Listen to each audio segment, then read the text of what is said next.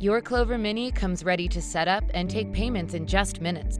In the box, you'll find your Clover Mini, a hub, power brick and power cord, paper roll, screwdriver, and a quick start guide. Let's get your Clover Mini connected. First, use the provided screwdriver to secure the hub cable. Next, connect the power brick to the hub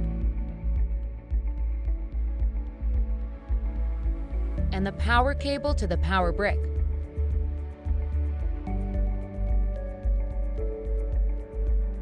To power on your Mini, simply plug it in. Follow the setup wizard to activate your device. Select the language for your setup. Now we'll connect to your network.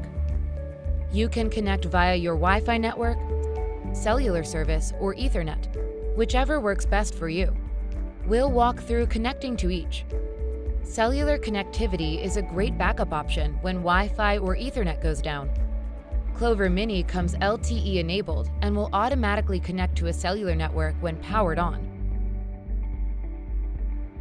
To connect to a Wi-Fi network, tap Connect and select the name of your wireless network. Enter the network password and tap Next.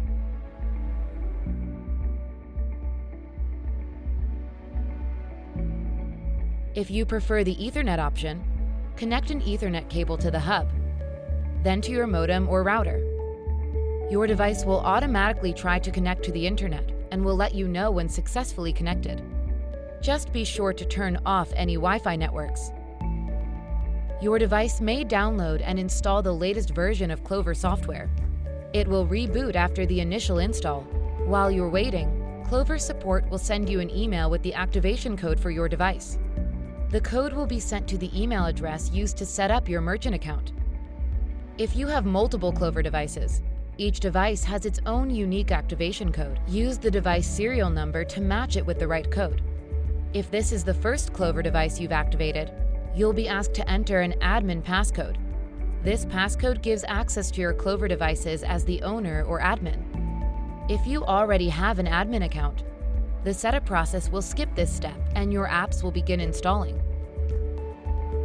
After your apps install, you'll set a few initial settings, such as whether you want to require a passcode to unlock the device, and where to prompt for tips and signatures, either on the device or on the printed receipt.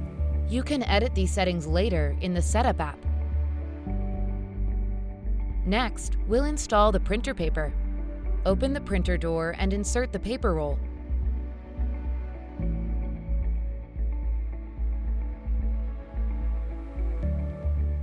Then print a test receipt.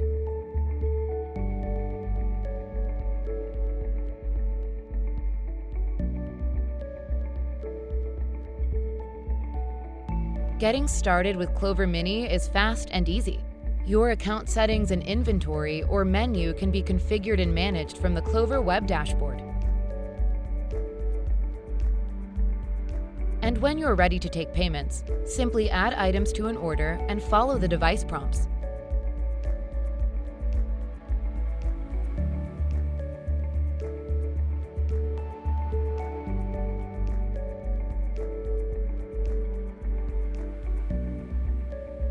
To learn more about getting started, go to clover.com/help.